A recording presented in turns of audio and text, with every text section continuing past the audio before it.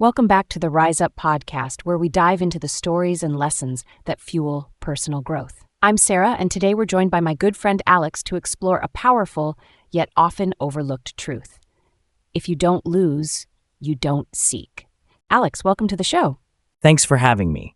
I'm excited to dive into this topic. So, if you don't lose, you don't seek. It's a simple statement, but it holds so much depth. What does it mean to you? To me, it means that often it's the experience of loss or lack that ignites our desire for something more. When everything is comfortable and easy, we tend to coast along, not really pushing ourselves to grow or change.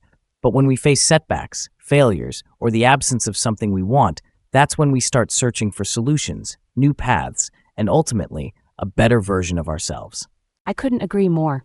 It's like that saying, necessity is the mother of invention.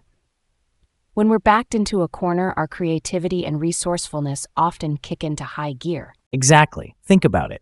Some of the greatest breakthroughs in history, both personally and globally, have come from moments of crisis or loss. Let's talk about some examples.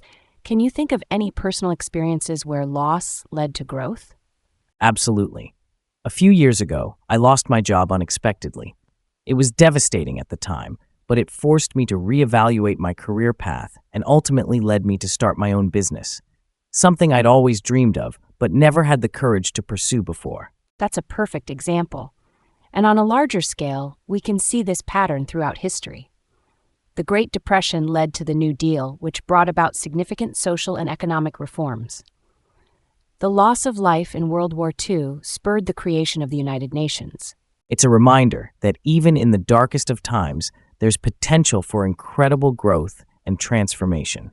But it's not always easy, is it? Loss can be incredibly painful. How can we navigate those difficult emotions while still embracing the opportunity for growth? It's definitely a process. I think it's important to allow ourselves to grieve the loss, whatever it may be. But then we need to shift our focus to the possibilities that lie ahead. What can we learn from this experience? How can we use it to propel us forward? That's such a great point.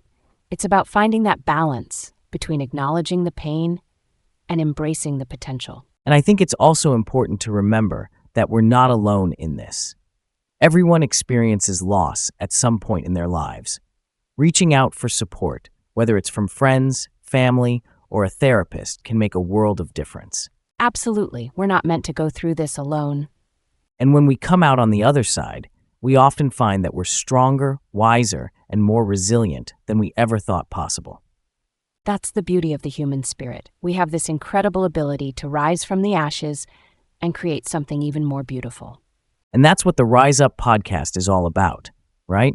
Exactly. So, to everyone listening, remember, even in the face of loss, there's always an opportunity to rise up and become the best version of yourself. Thanks for joining us today on the Rise Up podcast. If you enjoyed this episode, please subscribe, rate, and review. And until next time, keep rising up.